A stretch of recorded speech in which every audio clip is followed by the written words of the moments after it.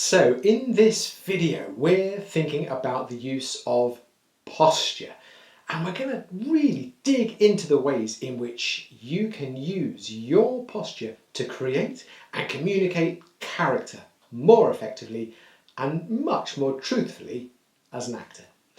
We're going to cover perfect posture and things like character definition and exploring posture as a rehearsal tool and working with different levels and emotional triggers and loads more before giving you an original monologue that you can work with, and you can put that theory right there into practice. And look, if this video helps you, then please do like, subscribe and dive into the rest of the channel. Hey, let's get to it. I'm David and welcome to 5 Minute Acting Coach, your complete online guide to acting training wherever you're at.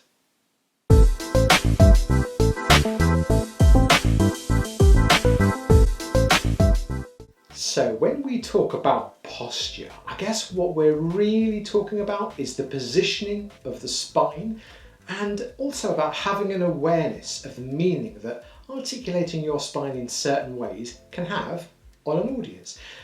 And of course, the spine doesn't work in isolation. You've got to think, obviously, about the neck and the head and the hips and the pelvis, the knees, the placement of the feet and the use of balance. But it can help an actor to take this diagnostic approach and just to think about the use of the spine as a specific physical skill. And when we break it down like that and we really think about how the spine can help us tell a character's story, well, we can challenge the value of instinctive decisions about character, and we can push ourselves a bit more to develop some new qualities of movement and more original creative decision making. Like every acting exercise, it's a provocation that pushes you to move beyond a creative boundary and to be inspired in a new kind of way. Now, in everyday life, we often think about good posture and bad posture, and you'll instinctively know what that means. When we see someone slumped over, we think maybe they have bad posture. When they're standing ramrod straight up tall, we admire the good posture that they've managed to develop. Now, you might know this quote: "A good stance and posture reflect a proper state of the mind." And I know what it means, to a degree. When we have energy and positivity and pride, our posture tends to just lift, move upwards. We grow taller and straighter, and that's a sign of our well-being, our success, our positivity maybe.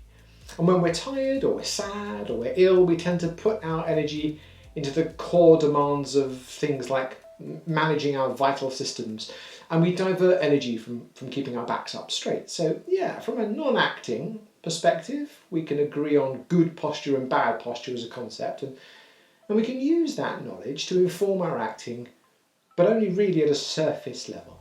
But this video isn't really concerned with good posture and bad posture. That concept kind of doesn't really mean anything to actors. It isn't helpful. It's not a useful way to frame the use of the spine.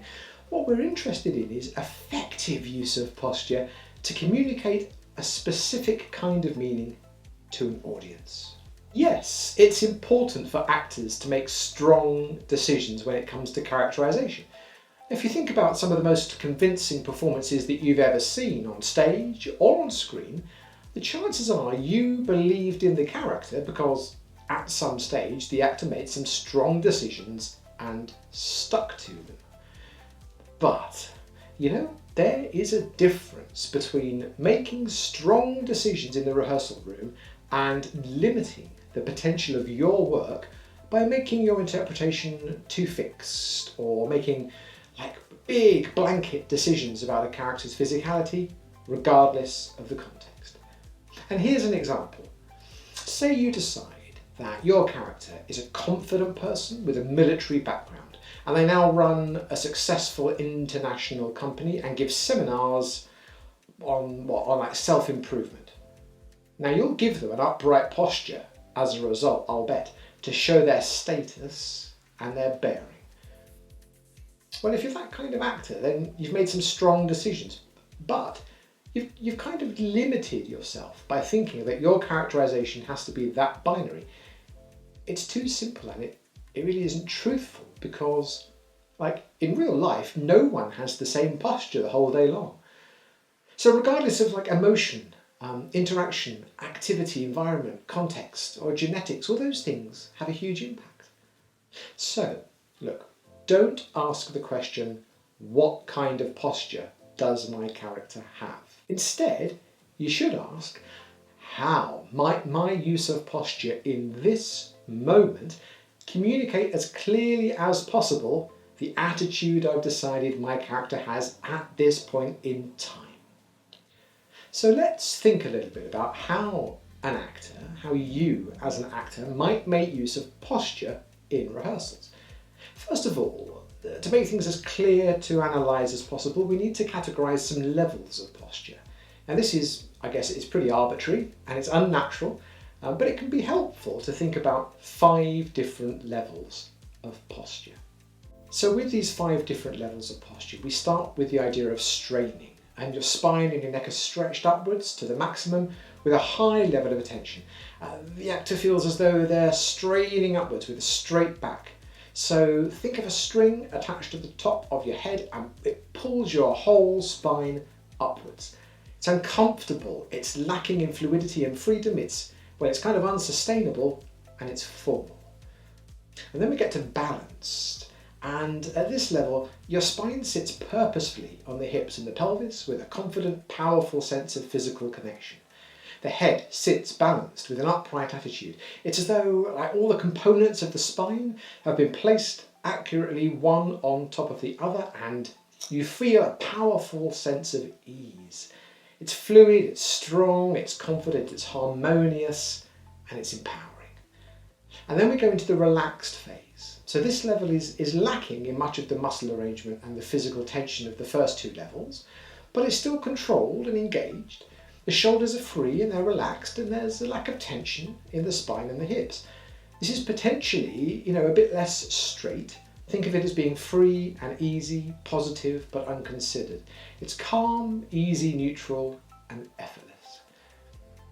Then with downwards, the gravitational force of the spine now shifts from upwards to downwards, and the shoulders are slumped, and there's a sense that the upper back is unsupported, and this leads to the hips being displaced forwards. The spine is far less straight, with a sense of inward curvature. It's rounded, slow, weighty, unsupported, and slumped. And then we get to collapsed, and this final level is as near to a collapse of the spine and the consequent lack of posture as you can achieve. The spine and the top of the spine is well rounded, the head downwards, it's unsupported, and there's a sense of powerlessness, and there's almost a total lack of conscious muscular control. And you're going to feel exhausted and defeated and curved and weighed down and bent. But how do you work with those levels? Well, start by establishing the levels in terms of your own physicality. Each individual actor will have a different way of achieving each one, based on the limitations of their own body and their imaginations. And that's fine, It's what makes each performer unique. So find the 5 levels as they apply to you. And then, once you're confident, move between them, thinking about 2 things: the emotional effect on you and the potential visual impact on the audience.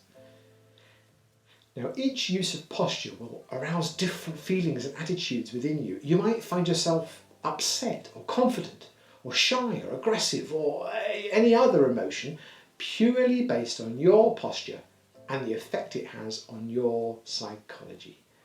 Remember these, as you'll want to use them in reverse in rehearsals. When you identify an emotional response from the use of posture, you can apply that posture when you identify an emotion or attitude indicated in a text.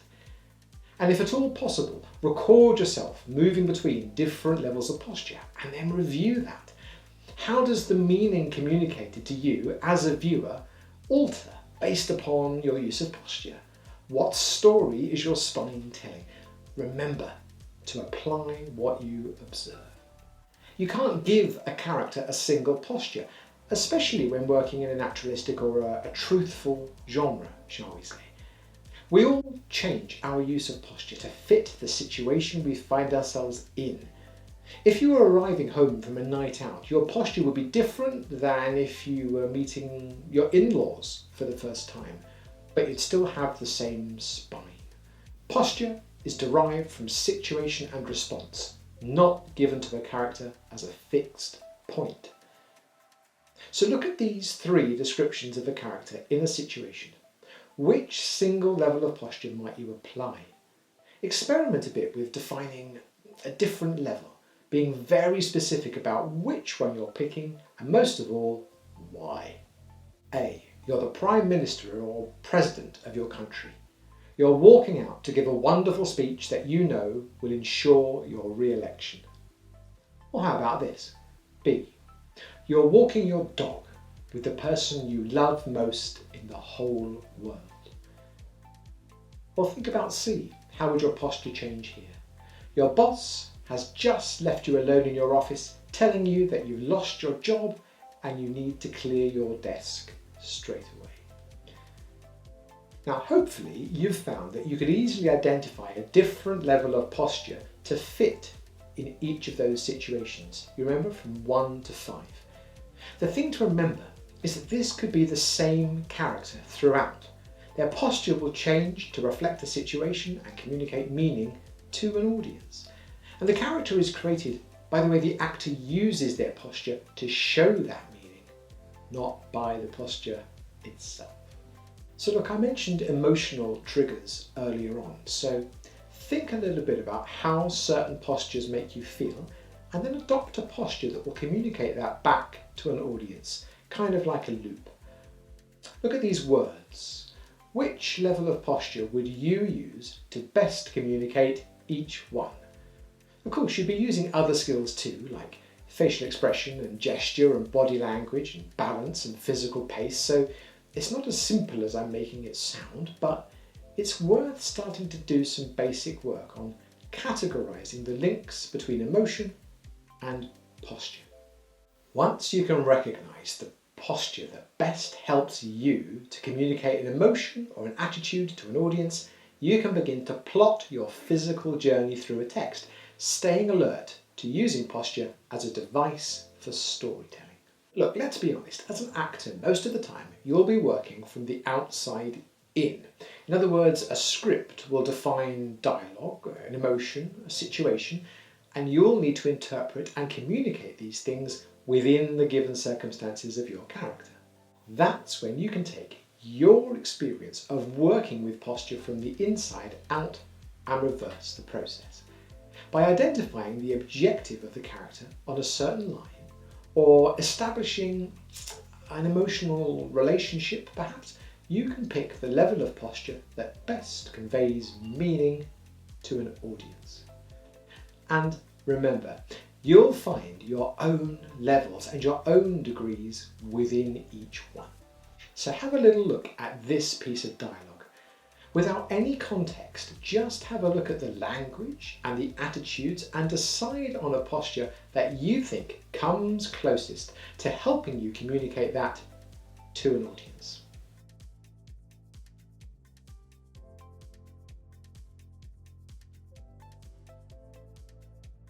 Alright, so here's a monologue for you to explore. And you'll find that there are different places to make use of different levels of posture. But when you change, and which levels you change, are up to you. There's only one rule, really. Pick the posture that best communicates to an audience the strong character decision you have made. And you can pause the video or check out the links in the description below and head on over to 5minuteactingcoach.com and grab the raw resources for free.